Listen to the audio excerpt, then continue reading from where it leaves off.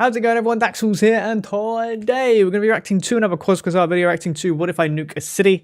Let's just get straight into it. And away we go. Playing around with nuclear weapons in videos is fun. There's a visceral joy in blowing things up and a horrifying fascination with things like fireballs, shockwaves, and radiation. Hell yeah, brother! While it does help put our destructive power in perspective, it's not the best way of understanding the real impact of a nuclear explosion. This isn't about silly stacks of TNT or about how bright an explosion is. Nuclear weapons are about you. So we've partnered with the Red Cross and Red Crescent movement to explore what would really happen if a nuclear weapon were detonated in a major city today. Not nuclear war, just one explosion. Oh, this might get a bit deep. I need another Coke. We begin our story in the middle of downtown in a major city. People are going to work, studying for exams, are lost in their thoughts and daily lives. Right here, a nuclear weapon is detonated and time freezes. The first phase of the explosion happens within less than a second. In a millisecond, a ball of plasma hotter than the sun appears and grows in a fireball to more than 2 kilometers across.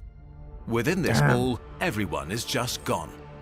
Think of water dripped onto a very hot pan. A sizzle, and then there's nothing.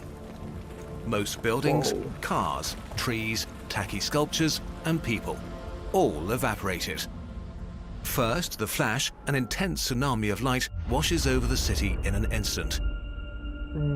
If you happen to have your head pointed in the direction of the explosion, it renders you blind for a few hours.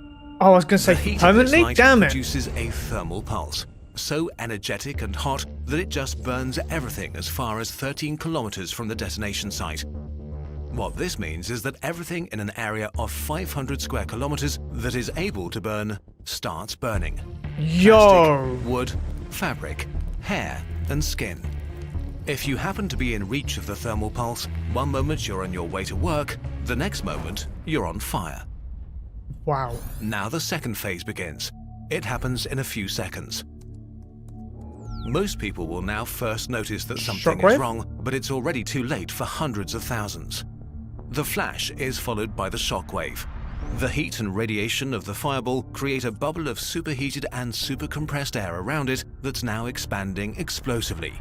Faster than the speed of sound, creating winds stronger than hurricanes and tornadoes. Human infrastructure is no match for its power. Most major buildings within a kilometer of the fireball are just ground up down to their base.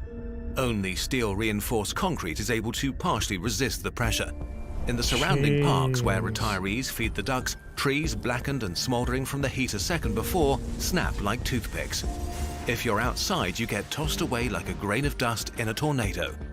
The shockwave weakens as it travels outwards, but still, about 175 square kilometers of houses collapse like they're made of cards, trapping tens of thousands of people who didn't have any time to react.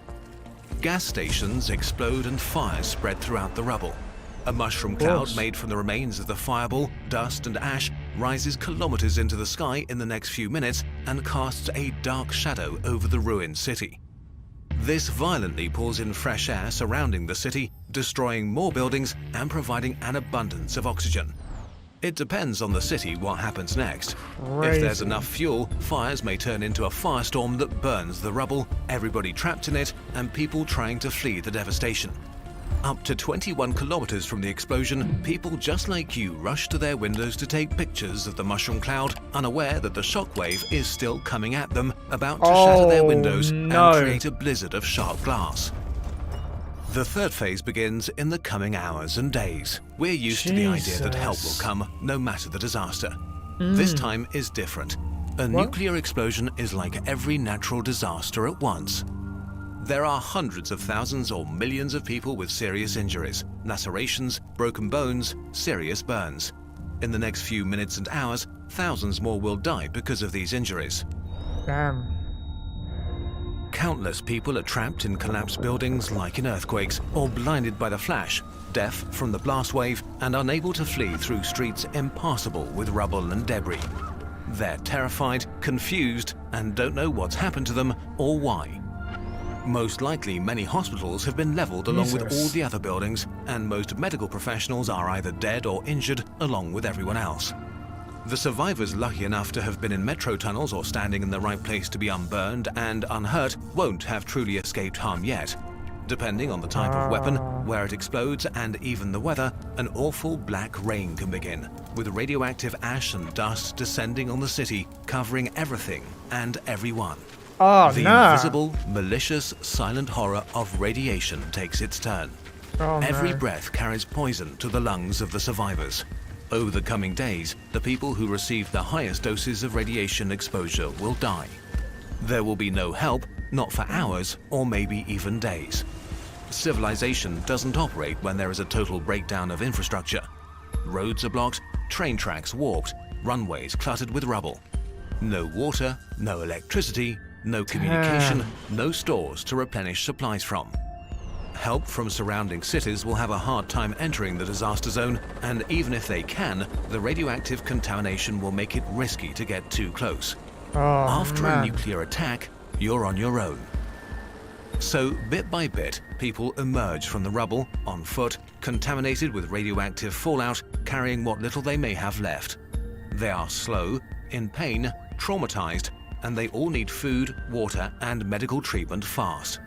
And the damage done by a nuclear weapon doesn't end when the fires burn out and the smoke clears. Still The radiation, man. hospitals in the neighboring cities are under-equipped for a disaster of this scale and overwhelmed with tens or hundreds of thousands of patients with serious injuries. In the weeks, months, and years to come, many of those who survived will succumb to cancers like leukemia. The reason no government wants you to think about all this is because there is no serious humanitarian response possible to a nuclear explosion. There's Wow. no way to really help the That's immediate victims of a terrifying. nuclear attack. This is not a hurricane, wildfire, or earthquake, or nuclear accident. It is all of these things at once, but worse. No nation on Earth is prepared to deal with it. No. The world has changed in the past few years, with world leaders again explicitly and publicly threatening each other with nuclear weapons. Many experts think the danger of a nuclear strike is higher than it has been in decades. Governments tell their citizens When that was it's this good made? that we have nuclear weapons, but it's bad when anyone else gets them. That it's somehow necessary to threaten others with mass destruction to keep us safe. Is But it does hell? this make you feel safe? It only takes a small group of people with power to go crazy or rogue, a small misstep or a simple misunderstanding to unleash a catastrophe of unimaginable proportions. Exploding stuff in videos is fun. Exploding things in real life, not so much. Yeah. There yeah, is a solution though.